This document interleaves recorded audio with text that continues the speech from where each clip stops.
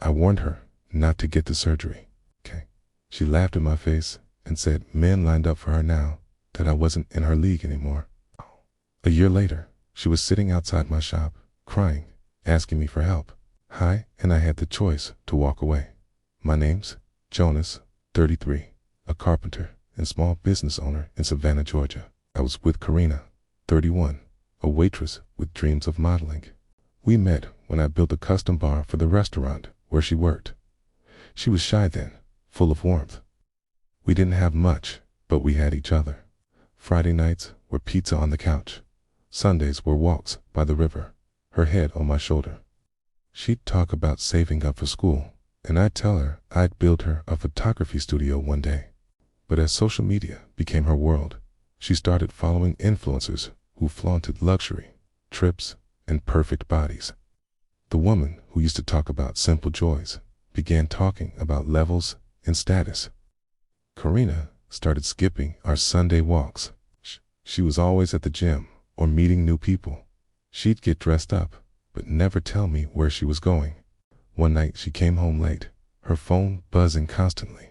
I saw messages flash from men with blue checks on Instagram. I asked who they were. She said, business contacts.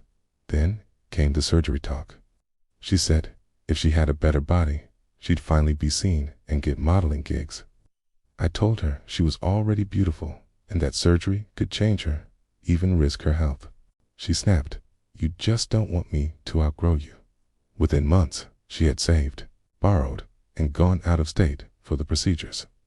When she came back, she was unrecognizable, and so was her attitude. She told me at dinner, "Men want me now, rich men. I don't know why I'm with you anymore. You're not in my league." It was like being punched. I realized the woman I loved was gone. 3 weeks later, she stopped coming home.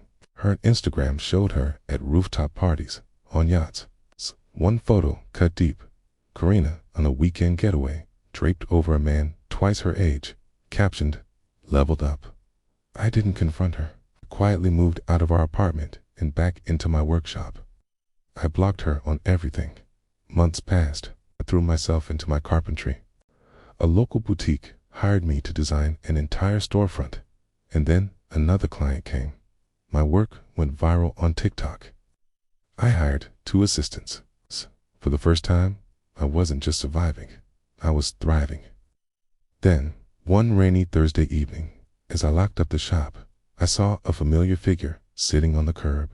Karina, but she wasn't glowing anymore. Her eyes were hollow, her clothes rumpled.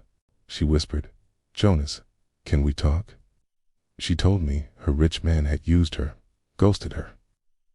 The surgery left her with complications. She couldn't afford the follow-up care. She lost her job at the restaurant. She had nowhere to go. Part of me wanted to comfort her, but I remembered the night she told me I wasn't in her league. I helped her up and brought her inside, not to rekindle anything, but to show her what my life looked like now. My new contracts, my staff, my designs. She stared around, speechless. She said, "I always believed you'd be stuck. But look at you," I told her calmly. "Karina, you were enough before. You just couldn't see it, and you couldn't see me. I built this without you. I'm not your safety net." She begged for another chance. I wished her well, but gave her a list of free clinics and job centers. Then I walked her out. That was my revenge. Not shouting, not humiliating her, but standing in my strength while she faced the consequences of her choices. Weeks later, I heard she left town to stay with a cousin. I don't know what became of her, but I hope she finds herself. As for me, my business expanded.